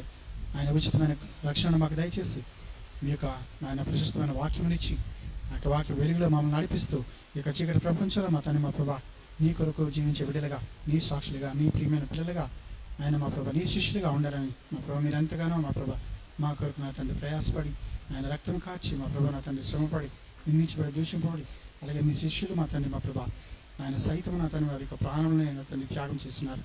మేమైతే నా తండ్రి ఆయన మా ప్రభా మా యొక్క స్వార్థముతో మా యొక్క కుటుంబ పనులు, స్వపనులను వాటి అందే మా ప్రభు మేము ఎక్కువగా దాన్ని ఆలోచిస్తూ దాన్ని శ్రమపడుచున్నాము. కానీ నా తండ్రి నీ కార్యం ఎవరు చేయట్లేదని వాక్యం కూడా సెలవుస్తుంది. అందరూ సొంత కాలంలో చూసుకుంటున్నారు కానీ ప్రభు పనిలో ఎవరు నా తండ్రి మా ప్రభా పని కలిగి ఉండట్లేదని నీ యొక్క వాక్యం సెలవుస్తుంది. అవును మా ప్రభా నీకు దాసుని ద్వారా మాట్లాడినటువంటి ప్రియ కుమార్ ద్వారా మాట్లాడినటువంటి మాటలు మా ప్రభా తండ్రి వాటిని మేము నాయన మా ప్రభా హృదయంలో భద్రపరచుకొని వేసే ఇక నుంచైనా నా తండ్రి కొంతనైనా మా ప్రభా కొంత మట్టుకైనా మా బ్రతుకులో నాయన నిజంగా నిన్ను ఆరాధించి స్తుతించి నాయన మా ప్రభా ఘనపరిచి మహింపరిచే వారంగా కాకుండా నా తండ్రి ఇంకా నువ్వు నీ యొక్క దేవుని రాజ్యము నాయన కట్టుట్లో నాయన సువార్తను ప్రకటించట్లో నీ పని చేయట్లో మా ప్రభా సాధనలు కానీ పనిముట్లు కానీ మా తండ్రి వాడుకోండి. అర్హమైన పాత్రలుగా నా తండ్రి ప్రతి ఒక్కరిని మమ్మల్ని అందరినీ నిలబెట్టుకునండి. మరొకసారి మా ప్రభా నీ యొక్క వాక్యంతో మమ్మల్ని మా తండ్రి ఉజ్జీవింపు చేశారు. ఆయన ఉదక స్నానం చేసినందుకు మరొకసారి మీకు వందనాలు స్తుతిస్తున్నాం. ఆయన మేము కలిగిన ఏది కూడా మా ప్రభా అది మాది కాదు. మా యొక్క ప్రాణదేహం కూడా మా తండ్రి మాది కాదు మా ప్రభా.